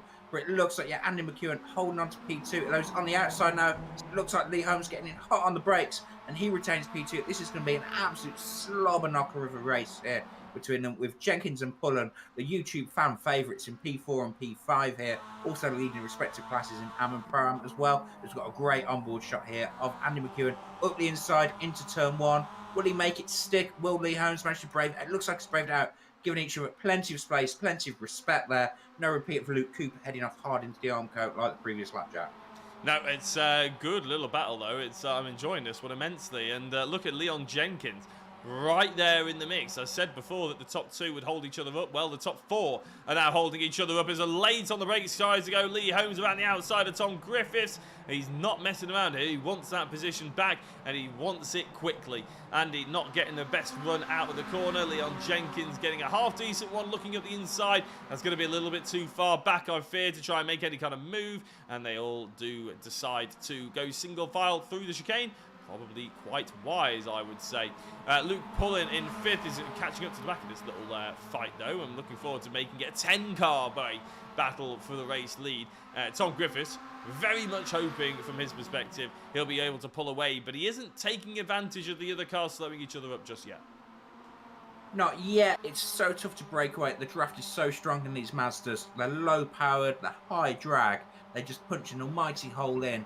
And because of how long they spend on it, etc., how long they spend down the straights, the draft really is that important. As you can see, a beautiful rearward shot. Jack doing a great job spinning both plates, being top broadcaster and commentator tonight. I'm glad you were giving it because I'm not sure I could.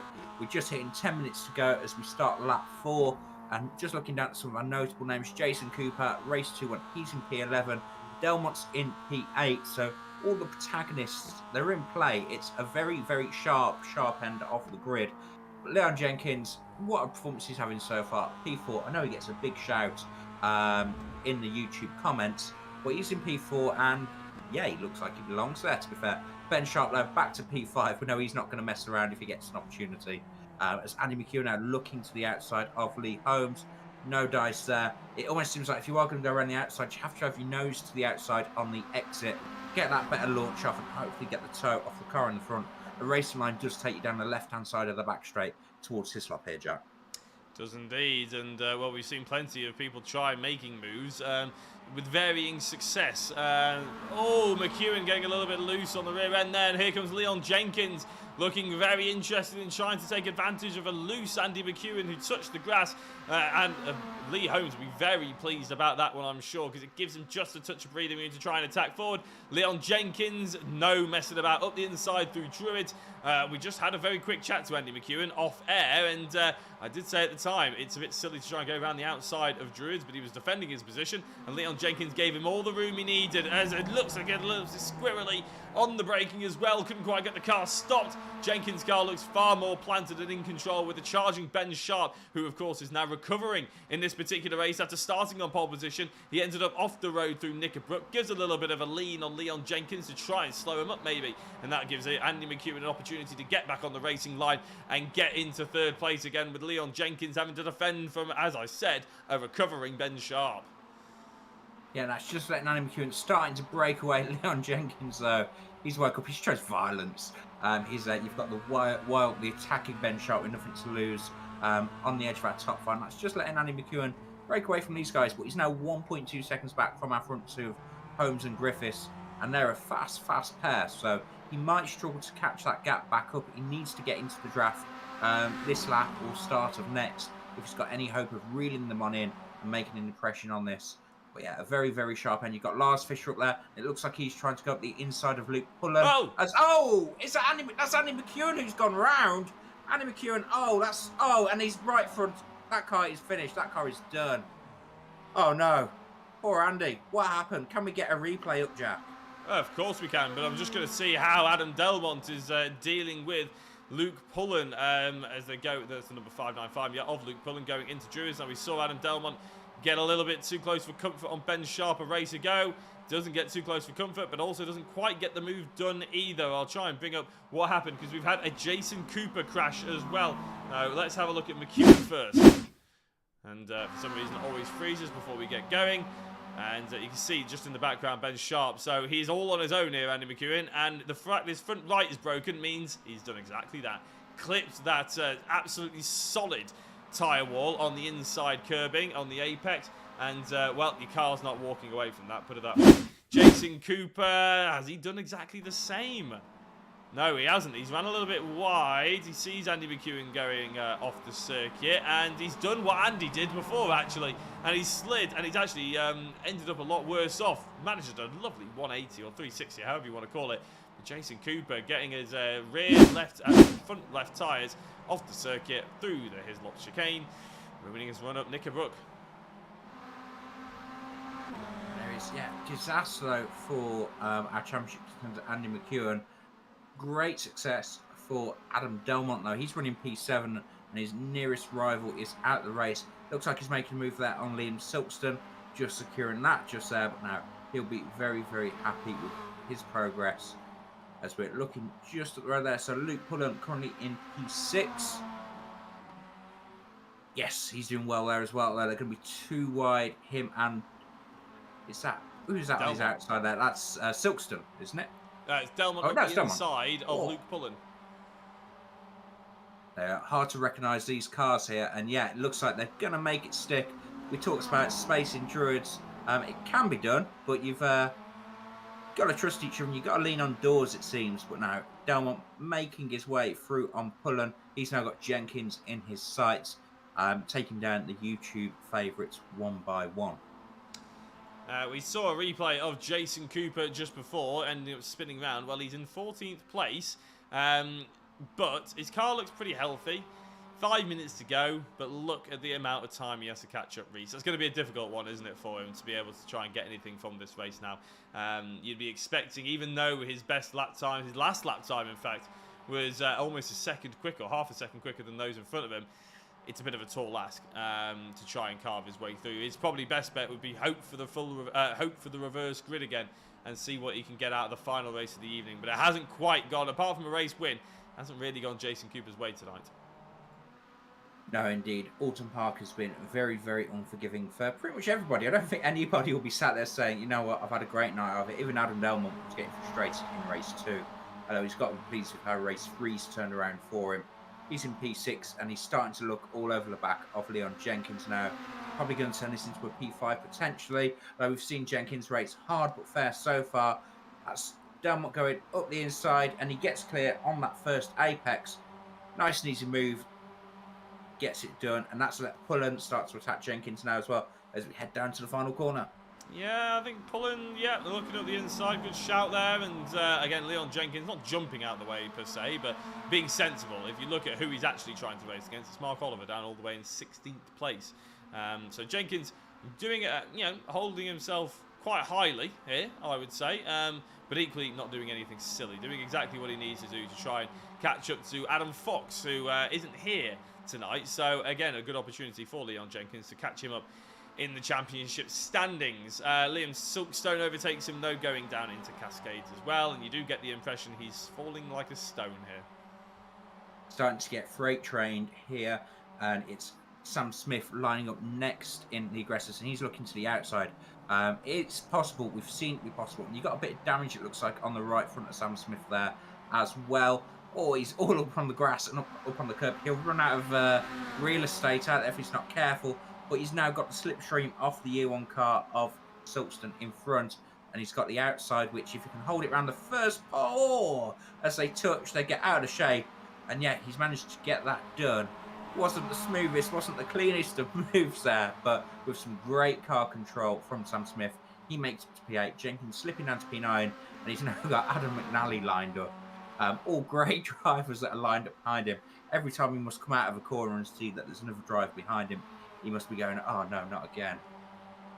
Gonna say, it's a not a sight you want to see in your rearview mirrors when you see potential championship drivers pulling up to the back end. As oh no, sorry, apologies about that. Leon Jenkins, and there we go, Adam McNally going through on Leon. As I said, Leon not being silly here. He doesn't need to overly defend. He's only got 2 minutes to stay ahead of 16th place Mark Oliver, which, as long as he doesn't end up in a massive crash, should be fairly easy for him. Who's coming up behind him now? It's James Neve, isn't it? And then followed by Nick Clibbins. And, well, Leon getting into the slipstream of Adam McNally. Is he going to look up the inside? No, but James Neve certainly is. Through Cascades, Neve opens the door, has a quick peek, sees it as an opportunity, but decides, you know what?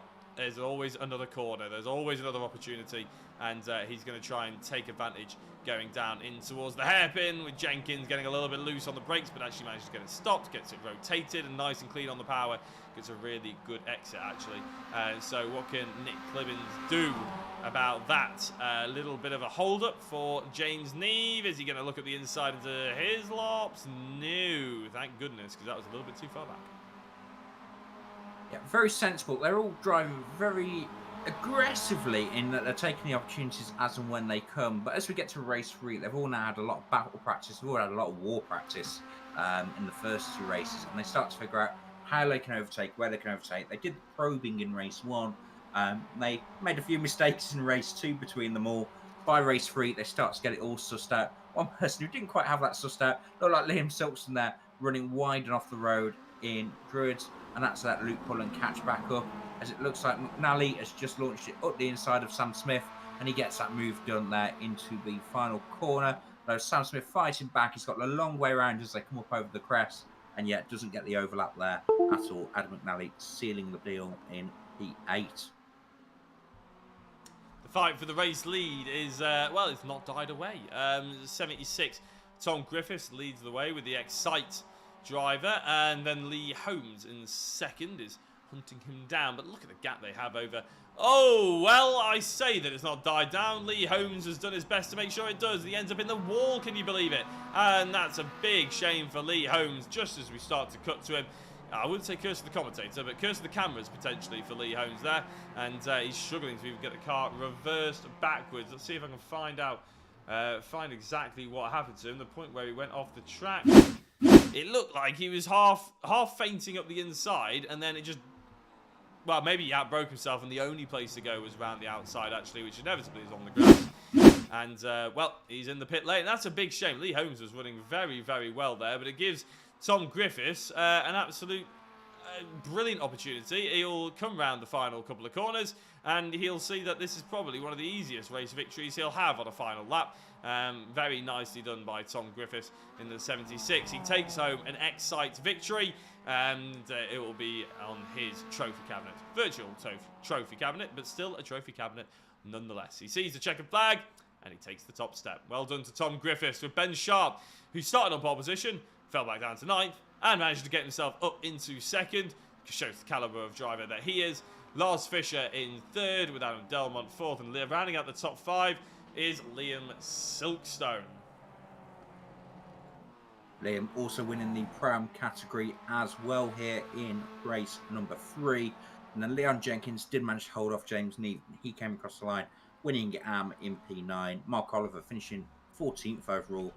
But we've had a few disasters mixed in there. So Lee Holmes, at least he'll still be qualifying for the reverse grid that we'll have for you in just a moment, folks.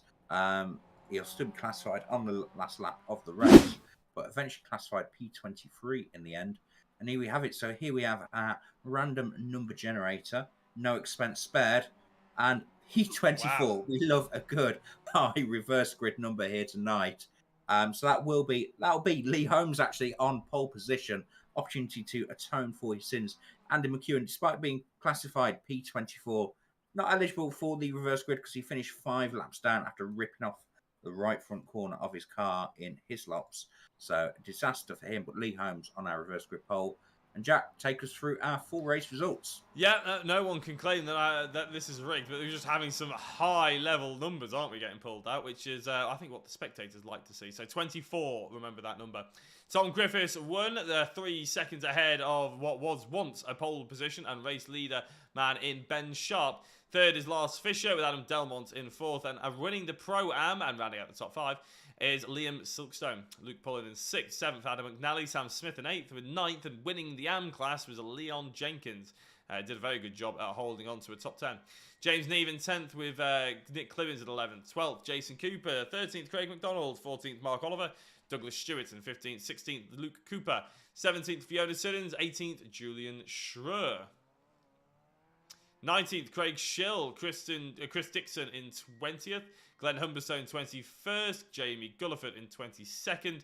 And Lee Holmes, who, as we mentioned before, will be on pole position, finishing 1 lap down, but just the 1 lap down. He finished in 23rd place, and we'll start on pole. Andy McEwen, 5 laps down in 24th. Michael Seal, 6 laps down. Kip Stevens, 8 laps down. Colin Sampson, 9 laps down. And Alistair Hatcher, unfortunately, 10 laps down.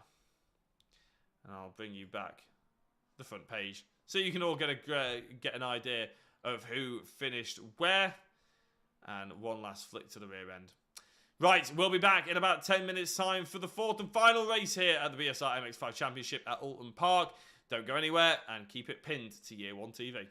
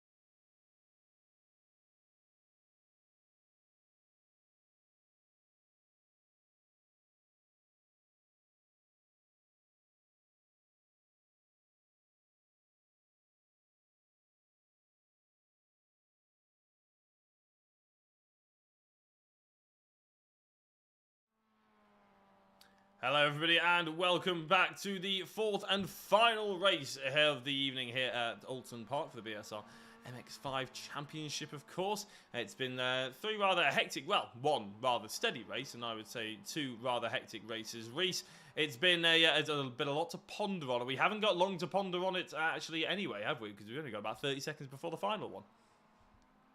Yeah, it's been rapid fire this evening. And wow, here we are. I don't know what's going to happen. I've tried predicting races so far tonight, and every time I've tried, I have been wrong. So I'm going to make 0 predictions for this one. The only thing I will predict is we'll have some action. It's about 15 seconds to go before we get the grid. Lee Holmes, race winner from race 3, he's actually set the fastest time in the practice session here, and it is late night here at Oulton Park. About 9:05 local time here, so we've got some plenty overcast and definitely dusky conditions here at Oulton Park. But here we are. So it's a practice session over. Cars are all going to magically disappear any second now, and we'll head to the grid. So Jack, run us on through. I think you've got a minute. Yeah, well, as we say that, the grid is about to pop up on our screen. And remember, it was quite a high reverse grid, as they all have been so far this evening. That is the wrong grid. So I'll just take that away and reload it. There we go. Glenn Humberstone on pole position. Chris Dixon in second place with Craig Schill in third. Julian Schroer in fourth. Fiona Siddons in fifth. Luke Cooper sixth. Douglas Stewart seventh. Mark Oliver in eighth. Craig McDonald ninth. Jason Cooper in top 10. Nick Clibbins at 11th. James Neve in 12th. Then we've got Leon Jenkins 13th, Sam Smith 14th, and Adam McNally, Luke Pullen, Liam Silkstone, Adam Delmont, Lars Fisher, and Ben Sharp round out the 20. Tom Griffiths, Jamie Gulliford, Lee Holmes, and Andy McEwen 21st to 24th. And finally, at the rear end of the field, 27 cars here for the last race of the evening. Kip Stevens, Colin Sansom, and Alistair Hatcher. So that is all she wrote for this particular final grid, and the lights are on, which means we're about to go racing. Glenn Humberstone on pole. How can he get from the off? Can he get into turn 1 into the race lead? I think he's just about done it. Well, no, just about it actually. He's managed to get a good start, but there is a lunging Chris Dixon. In fact, lunging so much he's off the circuit and on the inside, and Chris Dixon ends up going round, but so does Douglas Stewart. Gets collected. That's going to cause a massive pile up, and yes, indeed, there is a huge crash. We can't quite see it round the corner, but there is a better example of it. Jason Cooper right in the middle of it. Again, not a good night for him so far. And, well, Adam McNally as well in the pit lane. Another driver facing the wrong way. It's getting a little bit messy here as we'll focus a little bit further forward. This is from Nick Clibbins' point of view with James Neve on the outside. Luke Cooper, Fiona Siddons, Julian Schroer, and Glenn Humberstone all ahead of them. Ben Sharp is in 9th place, gaining 11 positions since the start of this race. And keep in mind that that was only half a lap ago. That is very impressive indeed, taking advantage of quite a few of the drivers. Andy McEwen up 12 places. Adam Delmont, where is he? He's fallen down the order. That's because he's parked on the side of the road. Yeah, drama for our championship leader. He appears to be out of the race, and that car's not sitting pretty on the grass at all. That's his evening. That's his race over there. And what's happened there? So the car's parked. It's broken. And where's Adam go here? So Adam has. What on earth is he doing? I'm guessing his suspension is broken somehow, and he's gone and tried to rejoin the circuit at the worst possible place. No, Adam, you're a championship contender, my friend. What have you done there? That's not good. I mean, a commentator's never supposed to share an opinion, but that is... I think everybody can see that that is the wrong decision to make. Anyway, going 3 wide into turn 1, it's potentially the wrong decision as well. And it turns out it was the wrong decision. Julian Schroer and Fiona Siddons end up collecting each other. Julian Schroer is back in the pit lane. I tell you, there's been so much happening in this opening lap.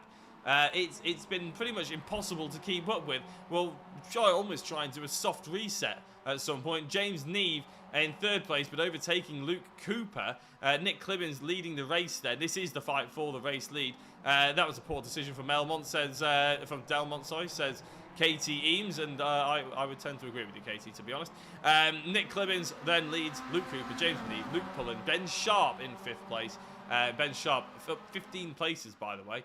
Andy McEwen up 16 in 8th place. Luke Cooper goes very wide. I was looking at my timing screen. Reese, did you get a good eye? What happened there? Oh, as Sam Smith has almost joined. Sorry, Nick Clibbins is almost joining him as well. That's absolute carnage. Yeah, you've got Luke Cooper off. Oh, my timing screen. I'm going to go off my timing. I'm going to just run through our top 5 right now, and we'll soft reset the race and just go from there because it's been absolute melee. It's Neve from Pullen, from Sharp, from Siddons, from Clibbons. That's our top 5.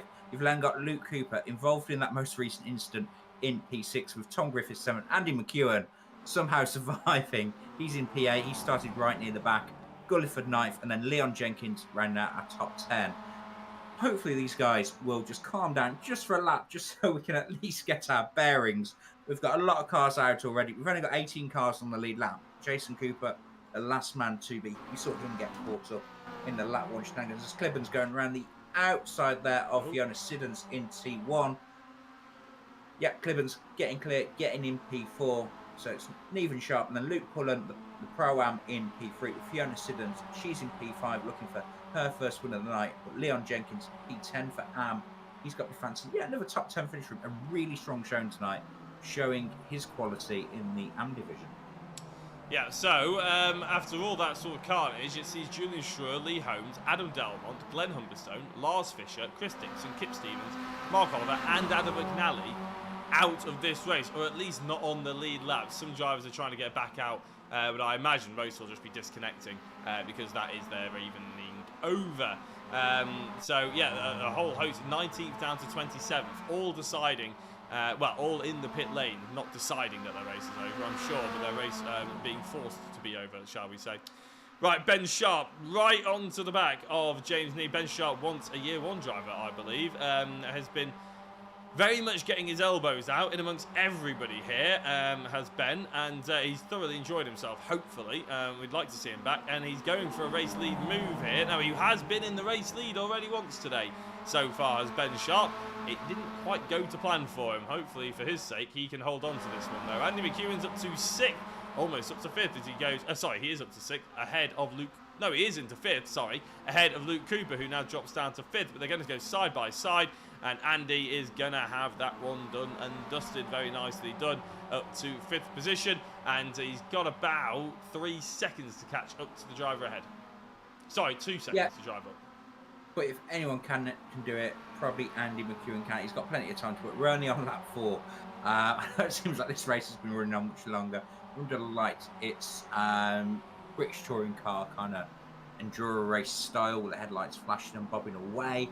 But yeah, Andy McEwen up to P5. Luke Cooper tagged round by Fiona Siddons. He's dropped back down the field, and that lets Leon Jenkins past Fiona, sorry, I should say, into P8. Fiona down to P9, and then Sam Smith ran out of top 10. Luke Cooper dropping all the way down to 14, which is pretty much back of the pack because we've lost about half of them, or half of them are no longer running as part of the main pack. It's been one of the messier BSR races here. Has to be said. We've had some brilliant showcasing tonight, but unfortunately it seems like the guys, for whatever reason, they've got together a little bit too much here in race 4. Not the best advertisement for them, as we've got Sam Smith up the inside there on Fiona Siddons. That's for P9 up into Druids. Lights flashing as they go under the bridge there, and yeah, nice clean move there from Sam. So he's up to P9. Leon Jenkins next in sight for him. Tom Griffiths currently doing well. He's in P6. Got Jamie Gulliford right behind him as well. Just going to have a look. Obviously, we've had a fair number of crashes. That's notable already. Now, this is what happened to Adam McNally. I'm just trying to find some of our sort of championship attack. Oh, we actually had a car on a roof there. Is that Lars Fisher? Now, we'll just try and shoot that back again to a different angle. So, this is Adam McNally. He's already been collected. Now, that's Lars Fisher, the number 2, ends up on the roof. Jason Cooper just stops in the middle of the road. Probably the most sensible course of action. Yeah, there we go. A different perspective of what happened coming out of the first corner there. Interesting to see from that sort of angle, but not ideal for any of those drivers. I'm sure they won't appreciate seeing that one again. Tom Griffin 76, Jamie Gulliford is the driver in the number 14. Leon Jenkins in the 917 just behind. Leon Jenkins becoming James Neve. James Neve has had a big off, and well, he's going to have to hold on to the brake there because that is not ideal for him at all, and we're going to have a look. James Cooper has had another crash as well. Now, is this just because the car is basically broken and he just pulls off to the side? Decides it's not worth carrying on? The car is broken already, isn't it? that right front doesn't look like it's really much attached. It looks like he might have put the wall slightly earlier on, I think, but that's his night done. It looks like James Neve as well, having leads in his sights. That's his night done as well. Let's have a look and see what happens to James here. Oh, he just did what Andy did earlier and just clipped that tyre barrier that just doesn't want to move.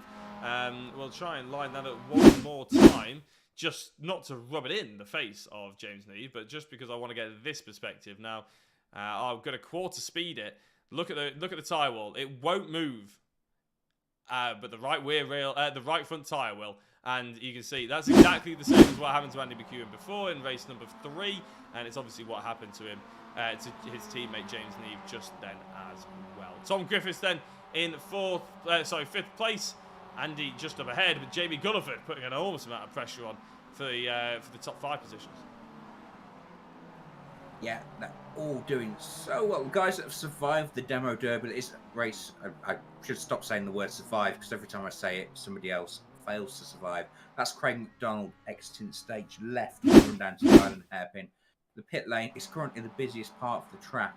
We talked between races with Andy McEwen. Oh, he just gets together and, oh, that's a year 1 car. I'm not sure who that was. That's a year 1 car on Craig McDonald. And yeah, he hits the tyres hard and that's it. Him done. We talked between race 2 and 3 about the difference between virtual racing and real life racing, about it's a heck of a lot cheaper to have a crash in the virtual world.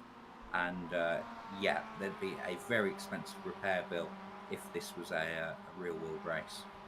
Yes, no, I think on the positive, the only people that would enjoy this are the MX5 spares parts manufacturers.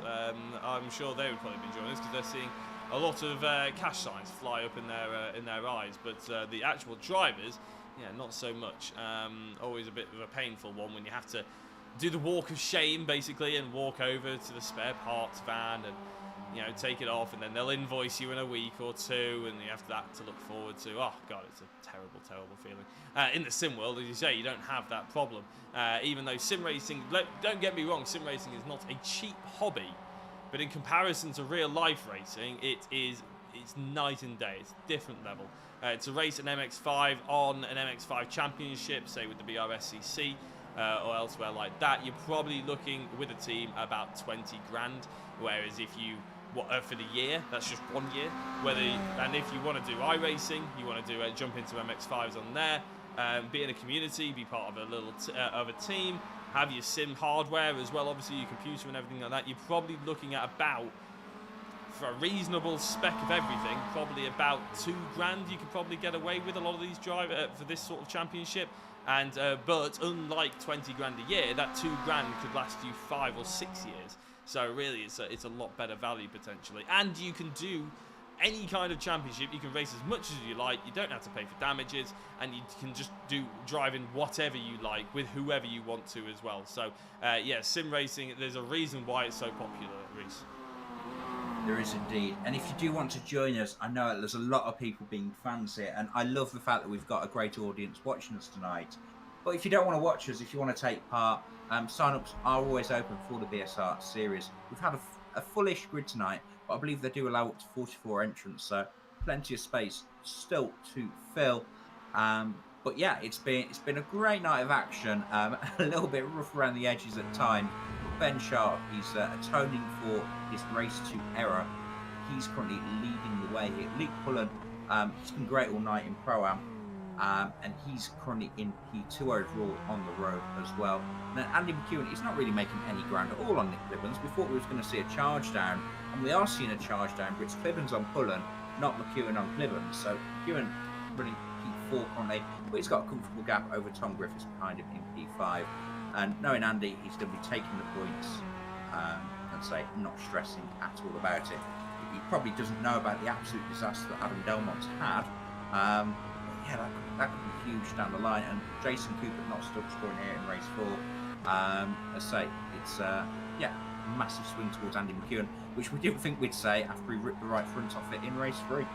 Yeah, well, actually, Adam Delmont is back out, but he's only on his 2nd lap of the race, whereas everybody else is about to go on to their 8th. So you can only score points in BSR if you are within, well, if you're 1 lap down or more, as Nick Clippers does a lot of sideways lock there.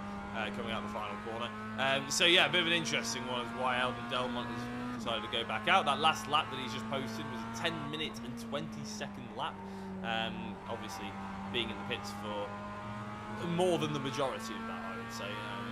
Pretty much all of it. This is the closest battle we have out there on circuit. Is Nick Clibbins chasing down Luke Pullen, and I'm quite impressed with the stability of Nick Clibbins' car here. I think Luke Pullen is quite fast, but he seems a little bit erratic, missing an apex or two, whereas Clibbins seems to have the rear end in check, albeit that final corner was a bit of an exception, and he'll probably prove me wrong here, but it just seems that the car will do whatever he wants it to do as soon as he turns the wheel, as he gets a little bit over a bump there and runs a little bit wide, a bit early on the power.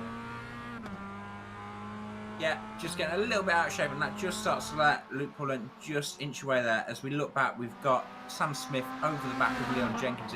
Leon's still holding on in P7. He's having a great evening so far, probably one of his strongest nights. I know he's being cheered on from the YouTube chat there, but he's doing a great job. Same as Luke as well, big support for him too. Both drivers dominating their respective classes. And Sam Smith, yeah, it's all over the back of him, but I don't think this move will be a slam dunk. Leon, he's been in plenty of wheel-to-wheel fights, but again, he'll be thinking, I can't afford to throw this off the road. Fiona is only about 8 seconds down the road from him, who can achieve second place in Pro-Am, so it might be worth losing a spot to save the rest. Indeed, yeah, certain drivers, certain battles are starting to close up on each other. I would say Tom Griffiths and Jamie Gulliford is one that is very much up for debate as we go on to the final lap of the race. And McEwen is not that far away either, and even a little bit further down. This is Luke Cooper versus Craig Schill, Craig Schill getting past Luke Cooper, and here is Fiona Siddons and Colin Sansom as well up across, and going across the line. Colin Sansom just darting in behind Fiona. Again, the fight between Tom Griffiths and Sam Smith and Leon Jenkins, nice and close, but equally there's about 4 or 5 that are about the same sort of distance between each other. Sam Smith going for the move around the outside though, so we'll keep with him for the time being. Is going to be a difficult one to try and get the drive out of there, and I don't think he's going to manage to do it, although he gets a nice little cutback and tries to get up the inside. No, thinks better of it. I don't think he really knows where he's supposed to go here. I don't think he's quite got the momentum to make the massive move that he was hoping for, so he dives back into the Hislop chicane, and we'll focus on the battle for P2, because here comes Nick Clibbins. Yeah, Clibbins getting up to the inside of Luke Pullen. They're side by side, so they come up over the crest, through the left-hander there. It's the long way around for Clibbins, but have the speed, have the overrun up the inside into Druids, and they're still side by side. We've seen this work tonight, we've seen it not work as well. This gives Clibbins the inside. They're still neck and neck, nose to nose, heading down into the final corner. It looks like Luke Pullen on the outside, Clibbins on the inside. Oh, and they hold it strong. Too wide they go. Pullen's got the shortest run to line. Ben Sharp wins race 4, and it looks like Luke Pullen, through some great racing, is going to hold on to P2. Andy McEwen finishes 4th, Griffiths 5th, and then Jamie Gulliford in P6, with Leon Jenkins holding off Sam Smith by just 18 thousandths of a second for P7, and then it's Silkston and Siddons ran that field. We'll have the full rundown of the order, but absolute drama, not just for race 4, but potentially for the entire championship. But the guys reinstalling faith, I will say, there on the final lap after a very scrappy start to race 4. That was the high-quality racing that we're accustomed to, Jack. Yeah, I was a bit worried, to be honest, when we got about halfway through that race and half the grid were in the pit lane. But they did start to ignite a few clean and close battles as well. So maybe some of the drivers have just about rescued themselves for some glory as well. What we're going to do is going to bring down the results. Reese is going to have a quick eye on the... Oh, apologies, completely distracted trying to read something. You're going to keep an eye out on the Discord as well to see if anybody wants to come in for a chat. But I'll read through the results now. So Ben Sharp took the top step of the podium. Luke Pullen in 2nd. Nick Clibbins in 3rd. Andy McEwen in 4th. Tom Griffiths in 5th. 6th, Jamie Gulliford. Leon Jenkins in 7th. 8th, Sam Smith. 9th, Liam Silkstone. And top 10 rounded up by Fiona Siddons. Apologies, I didn't point out that the Pro-Am was won by Luke Pullen and the Am was won by Leon Jenkins. Colin Sansom in 11th place, 12th Craig Schill, 13th Luke Cooper, 14th Alistair Hatcher, 15th Craig McDonald, 16th Douglas Stewart, James Neve was in 17th, and Jason Cooper in 18th. And again, I missed out the fact that actually everybody back from Alistair Hatcher was non-scorer anyway. That many drivers not able to finish. And I'll keep reading them out though. James Neve in 17th, Jason Cooper in 18th, 19th Adam Delmont, 20th Jolyon Schroer, 21st Lee Holmes, Adam McNally in 22nd, Lars Fisher 23rd, 24th Kip Stevens, 25th Chris Dixon, Glenn Humberstone in 26th, and 27th Mark Oliver. Right. Well, Reese, that was a hectic evening, wasn't it? There's a hectic end to the evening, shall we say. Plenty of action here at Oulton Park. How would you digest that one? I'm not even sure I'll begin to. I'm definitely going to be watching the broadcast back tomorrow. I'm going to stay in the session as well because there's a few replays I want to see personally and find out just quite what was going on. I think the person I want to speak to, and I don't know if I can get hold of him at all, is actually Leon Jenkins. Maybe we can pull him in for an interview. I'm not sure. It's been cried out for in the YouTube chat. And cheers, guys, for bearing with us and staying. I know it's not the usual slick production, but I don't think we've done too bad. I can't find Leon Jenkins, so I was trying to grab him in Discord. But go. I'll see if we can. We'll see if we can get him in. Yeah, I was going to say we'll give you 30 seconds or so, Reese. I do have to go and pack for a holiday to Cornwall tomorrow. I'm leaving at 4:30 a.m. for so, and of course I haven't packed because why would you? It only takes 2 minutes anyway for a full week of golfing. But yes, no, it's been a good evening, and hopefully we'll continue with that sort of. Good form and momentum for the coming weeks to come as well. Hopefully Graham Sessford will be back. I won't be here. I will be in Cornwall. But with any luck, yourself, Reese, you'll be here and looking forward to it. Yeah, I'll be grabbing the super sub himself, Tyler Manning, next week, I'm pretty sure. He's filled in so well so far. And in fact, I can just see, Leon Jenkins has joined the Discord. Hopefully he's going to join the voice chat right now as well. And we can get him on in. We'll see if that's happening. But yeah, hope you enjoy your holiday. I had mine last week. It is the time of the year for it. Is Leon Jenkins going to join comms? I'm not sure if he even has the permissions, and I'm not sure you or me have the permission to give him the permission.